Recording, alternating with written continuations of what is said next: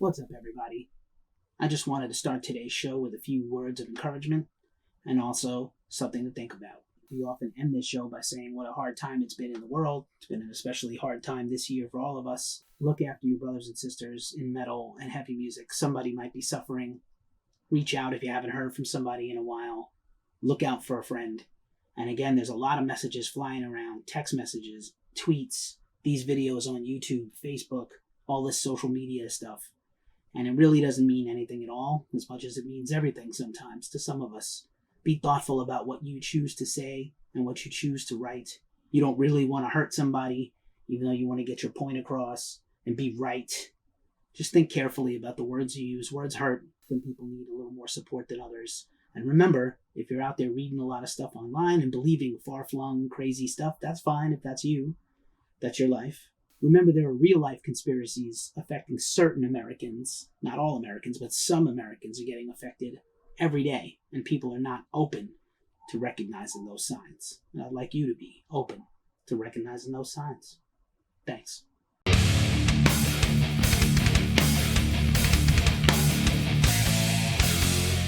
What's up, everybody? It's Keithy here in Brooklyn, New York, and you're watching the Weekly Ritual, Ghost Cult's news show on YouTube. Let's get started. We start this week's show with some bad news as we have to report the passing of original Trivium bass player Brent Young. Brent died this week at age 37. No cause of death was revealed. The news was broken to the public via Trivium's social media page, where all the members of the band, including Paulo Rigoletto, his replacement, said very kind, nice things about Brent. Brent played music right up until the last few years in a band with original Trivium drummer Travis Smith. We're very sorry to learn of his passing. Brent, of course, played on Ember to Inferno, Trivium's debut, as well as toured the first tour of America with the band and a mini tour of Europe. We send our sympathies and condolences out to Brent's entire family, friends, and fans. Also passing over the Rainbow Bridge this week was Donnie Heller of Trauma. Trauma, the original Bay Area thrash band, best known for being the band Cliff Burton came from before Metallica. Donnie had died after a short illness. No cause of death was revealed. The news came from Trauma's social media page. The band had been making music up until just recently with a new album last year and a tour of the US, so we're very sorry and very sad to hear Donnie pass away so young. Rest in peace, Donnie, and our sympathies go out to your family, friends, and fans. In case you missed it, features at Ghost Cult. Features at Ghost Cult this week include our exclusive interview with Devin Townsend. We've interviewed Devin many times over the years, and we're really humbled and grateful by his kindness and his generosity with his time. Devin talked from his home studio in Vancouver, Canada, all about his brand new live album, Order of Magnitude, coming out on Inside Out Music on October 16th, as well as a live album and concert movie, which is incredible. Both feature separate sets, so you want to get the whole package. Debbie talked all about his career, his current state of the world, social media, new music he's working on, his live streams, including one coming up for Halloween and potentially one for Christmas. Check out our chat with Debbie. We also interviewed Mercedes Lander of the White Swan. You know Mercedes from her long stint in the band Kitty with her sister Morgan. Mercedes is the front woman, drummer, keyboard player, singer, lyricist, everything of the White Swan. It's a melodic, atmospheric doom band. Really cool. New EP, Nocturnal Transmissions, is out now on War Crime Recordings. And Mercedes was awesome. We talked all about her career, her songwriting and guitar playing goals, as well as her favorite horror movies just in time for Halloween. On the podcast front, we interviewed the great Des Fafara of Devil Driver. Devil Driver's brand new album is out today, Dealing with Demons 1, out on Napalm Records. We've also interviewed Des many times over the years. Des is amazing. We talked all about the California wildfires, the state of the world that he's concerned about, but especially about Devil Driver, new music, composing, and even the album after Dealing with Demons 2 that's already done. Gruel from Enslaved, he was incredible. Enslaved's new album Utgard is out now on Nuclear Blast Records, and we talked about many topics and things were explored about Viking history and how the band uses Old Norse in their lyrics and how they have hidden meanings, mostly just to the band, but really fascinating stuff. And we talked about some NHL playoff hockey. Congratulations, Tampa Bay. Like me, Girdle's a Rangers fan. Finally, on the podcast front, we interviewed Dave Hunt of Anakrav. We talked all about their brand new album, Darkament, down now on Metal Blade Records. Brilliant guy, brilliant band. Definitely check out this extreme metal legend. Are you a stoner doom nerd? I bet you fucking are. Ghost Cult has teamed up with Unknown Controller Records' resurrected Oakland, California record label to offer their entire brand new cassette bundle that is out now. You can purchase it from their Bandcamp, or you can head over to our Instagram for a chance to win the whole bundle. Albums from High Tone Son of a Bitch, and Worshipper, and Callous, and Ales. Super cool. Definitely check it out. High Tone Son of a Bitch also has a brand new single out called Tribute with a guitar solo from none other than Matt Pike. Fuck yeah. Check out our profile and enter an Instagram at GhostCultMag. And now, the news rundown.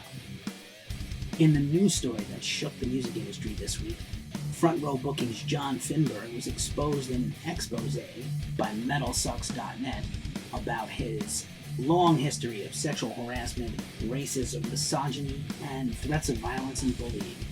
Subsequently, more than half a dozen bands that worked with John fired him immediately. John has not been reached for comment, as far as we know. Bands that have now ceased to work with him include Nightwish, Amorphous, Warbringer, Sonata Arctica, Hammerfall, Angra, Power Glove, all no longer working with John. In addition, previous bands that no longer work with him, including Epica and Sabaton, decried his behavior and said they will support in solidarity their other fellow bands that have fired him. More to come on this story as it develops. In a post to social media, AC/DC finally announced their brand new lineup and their comeback single, A Shot in the Dark, out now. The band's new album is likely called Power Up, as we've seen Power Up PWRUP hashtags show up all over the internet and posters. Super pumped for new AC/DC. The band has been working on new music for a few years. We covered this very heavily when we were spotted by a South American music website in Vancouver, Canada, where they've been recording their last few albums. Super pumped. The current AC/DC lineup includes Brian Johnson, who's back in the band, Cliff Williams, who unretired to come back, Phil Rudd, who is now back in the band replacing Chris Slade, and of course Angus Young and his nephew Stevie replacing Malcolm Young, who passed away. Rest in peace, Malcolm.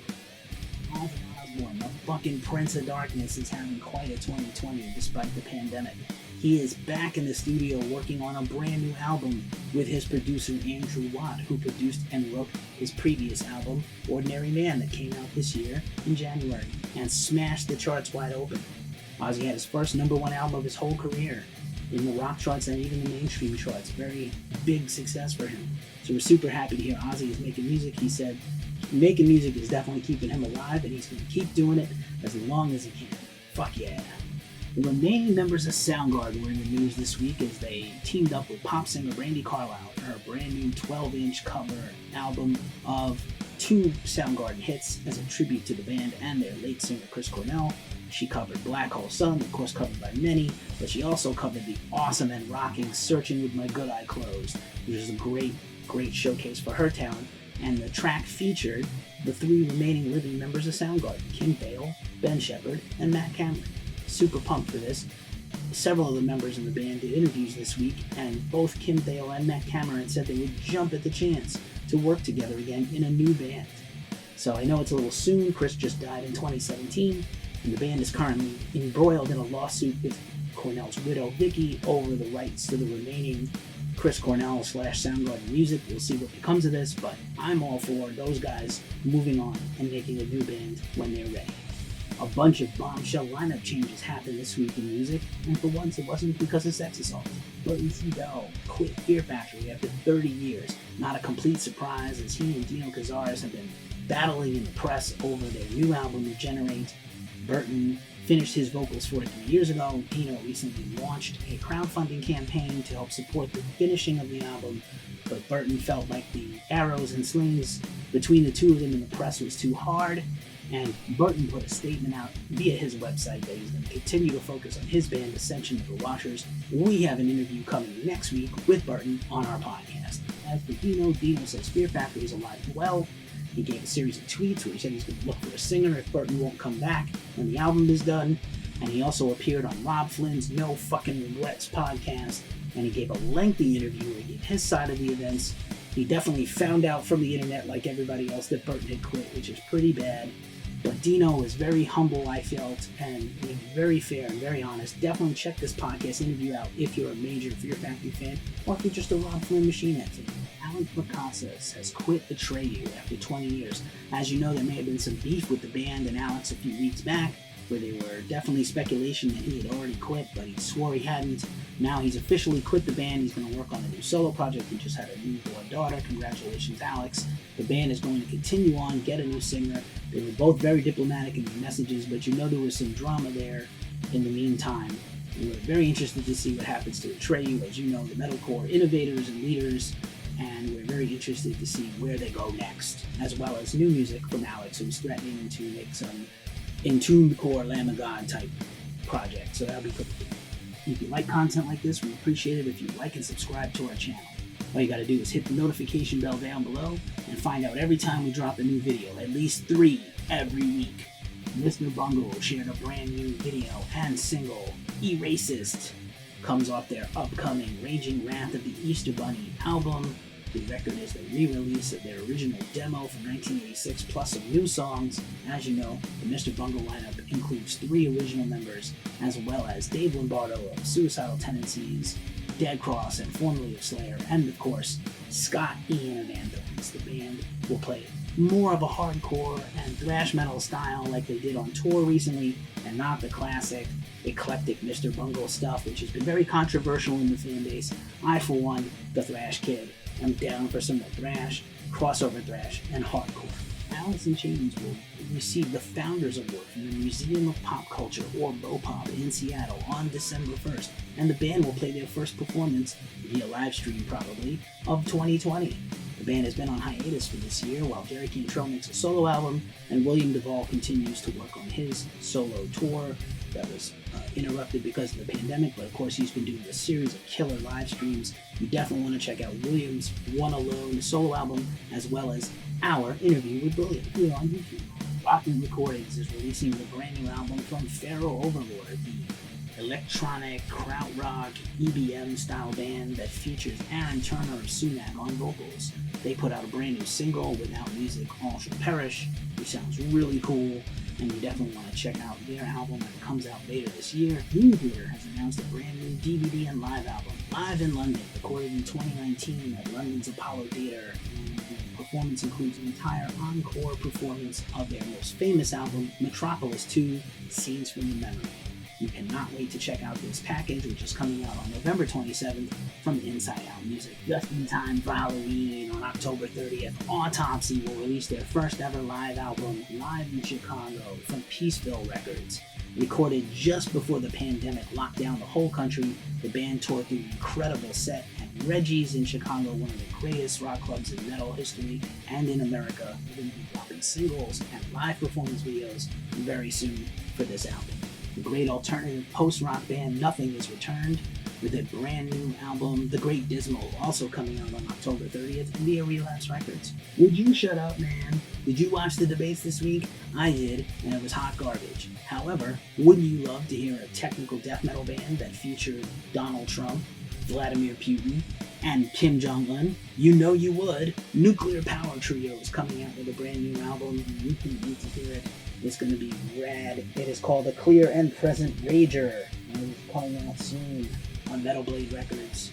As for the band, which is comprised of famous progressive metal guys, we have an interview coming soon that's an exclusive with the band. Industrial metal legends Pakeface are doing an incredible live streaming event that's going to benefit over 40 clubs around the country. This is an amazing, amazing gift from the band. They just returned to touring in 2019, and we're hoping we might get some new music from the band eventually. But this Everywhere All at Once live stream, part of the Stay the Fuck Inside event online, is going to feature performances from the band's tour, as well as guest appearances from the roundtable of many, many industrial and metal legends that have been part of the band. We are super excited for this. There will be links to donate and join below. Heavy metal legends and supergroup Death Dealer are back, featuring Ross the Boss, of course, and Sean Peck from Cage and the Three Tremors. They have a brand new album coming out soon, Conquered Lands, out on Cage's Steel Cartel Records, November 13th. The band also includes Stu Marshall on guitar, Steve Bolognese on drums, and Mike LaPond on the bass. New Jersey death metalers Eye of the Destroyer are back with a brand new album. They just had a new album in 2019, Baptized in Fire, that was widely acclaimed. Now they have a brand new release coming. The Wolf You Feed is out on October 9th as a self-released album. Be on the lookout for a new interview with the band very soon. Doom metal band Summoner has released their incredible cover of classic Black Sabbath song, The National Acrobat, from the upcoming Magnetic Eye Black Sabbath Redux tribute album. We've been covering Magnetic Eye a lot. You know it's one of our favorite labels. We've had a home run with the Dirt Redux album of covers of Alice in Chains' Dirt. They just recently released Zack Sabbath by Zakk Wylde's Vertigo album, which covers the original Black Sabbath album. And now they're doing a collection of greatest hits by a bunch of stoner and doom bands. Summoner knocked it out of the park. Shout out Magnetic Eye. Check it out. That album is available for pre-order right now. And finally, Boris will continue their reissue series on Bandcamp with 3 new reissues coming out this week as a surprise. The band will reissue their album Vain from 2006, Praraparat from 2013, and 2018's Eternity. And now it's time for a new segment we call I Shit You Not. Did you know crazy-ass Mariah Carey once made a post-grunge rock album? She did. In the mid-90s, while she was recording her album Daydream, you know, the one with Oh Dirty Bastard where he goes, Mariah, me and Mariah go together like a baby and a pacifier. Shout out to ODB. Meanwhile, Mariah was rooming with her best friend, Clarissa Dane, who was the singer of the horribly named band Chick. Ugh. But the band was pretty cool. They were decent, you know, kind of a post-grunge, Riot Girl light band like Alanis Morissette or Natalie Imbruglia or Meredith Brooks or Tracy Bonham, and the list goes on. And Mariah actually co-wrote the whole album, did an entire vocal take where she sang lead on the whole album, but what you can hear is her backup vocals throughout the record, except on a cover. Mariah talked about this in her upcoming memoir, which chances are none of you are going to read, but I just think it's fascinating that Mariah was willing to jump out of her comfort zone and do a rock record. She actually has a great voice, she is a great singer, and I think it would be interesting if she did more rock music. I also think Pink should just kind of give up pop songs and stuff and just do straight up rock and heavy metal. She would be awesome at it. And now it's time for Who Rules It Streaming. Metal Injection checked in with yet another edition of their curated Slay at Home Festival. This one supported the charity of the National Alliance on Mental Illness for Suicide Prevention, or NAMI, which we're big fans of here at Ghost Cult. Participating in the Slay at Home Fest this time around were performances especially from a bunch of bands on one of my favorite labels, Pelagic Records, including The Ocean and Jonas from Catatonia, Green Carnation, Bear, Psychonaut, Savor, and Arabrot. Also, there were 2 cover collaborations. Megadeth's Holy Wars for their 30th anniversary of Rust in Peace, performed by Mastodon, Revocation, Death Clock, and Frank Godla of Metal Injection, as well as an awesome Gojira cover, performed by the guys from Traitors and Enterprise Earth, among others. Shout out to Gabe from Enterprise Earth for performing absolutely buck naked on a mountaintop with just his dog and his guitar. Beautiful, as nature intended. Who else rules it streaming? Fucking Blood Incantation. Blood Incantation performed an entire live stream, one-take performance of their awesome 2019 album, Hidden History of the Human Race, which is out now on Century Media. The band performed live in the studio, all in one shot. It was pretty breathtaking. And finally, Brass Against, featuring Sofa Urista for their cover of Rage Against the Machine's Take the Power Back. Everybody knows Take the Power Back is the 3rd track on Rage Against the Machine's debut self-titled album, and anybody that's played in a band with a bass player has had to endure hours and hours of bow bow bow bow bow bow bow bow bow bow bow bow on the bass and driven up a fucking wall. I know, I'm a bass player. And now for a quick look at some of the music out this week for New Music Friday. October 2nd, All Souls, Songs for the End of the World, Amaranth, Manifest, Nuclear Blast Records, Ab Reaction, Transcending Obscurity Records, and Anakrav, and Darkenment, Metal Blade Records, List of Flesh, Tyrant, Listenable Records, Brave the Cold, Scarcity, Mission 2 Entertainment, Bulb, Archives, Volume 1, 3 Dot Recordings, Corey Taylor, CMFT, Roadrunner Records. Devil Driver, Dealing with Demons 1, Napalm Records. Theologia. Nostrum, self-released. David Ellefson of Megadeth, No Cover, Combat Recordings. Enslaved, Utgard, Nuclear Blast Records. Orphilia, In the Eye of Nothing, Dark Descent Records. Gotthard, Steve Lee, The Eyes of a Tiger, Nuclear Blast Records. Hath, High VP re-release on Willowtip Records. Dako Jasic, Secrets and Lies, Inside Out Music. Killing Time, Thrashed from the Vault, Thrashback Records. Kilter, Axiom, vinyl release on Alternative Records. King Mothership, The Ritual on 3 Dot Recordings. The Mercy Kills, XEP on Golden Robot Records. Nachtblut, Benitez on Napalm Records. 6 Feet Under, Nightmares of the Decomposed on Metal Blade Records. Sumac, May You Be Held on Thrill Jockey Records. Tala, Matriophagy on Earache Records. Terror, Keepers of the Faith re-release on Century Media Records. And Zen Mother, Millennial Garbage Preach from the Flenser. And now for a look in our mailbag.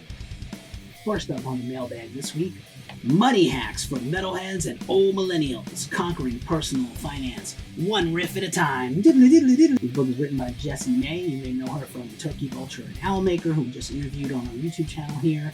She also runs the awesome blog Alternative Control. Jessie's a longtime gigging musician and album releasing artist, and she wanted to make this book specifically for underground artists trying to make their way through the world and figure out personal finance. This is an essential book.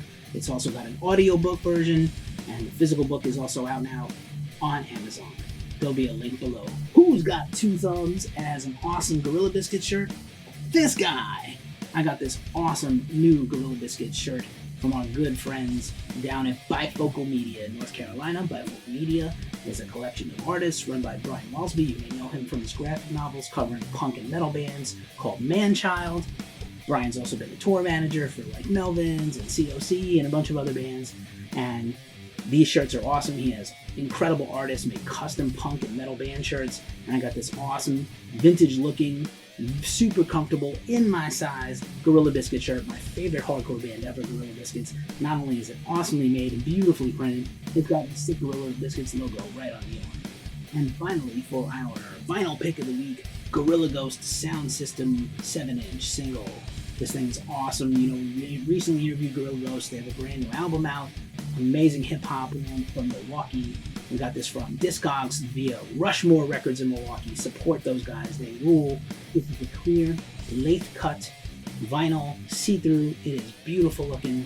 Definitely want to get your hands on this. The discogs still has a few for sale. This is a Record Store Day drop exclusive, but I'm glad I got my hands on it. I'm a big fan of the band. Thanks for watching the Weekly Ritual. If you like content like this, check out more of our stuff right up here.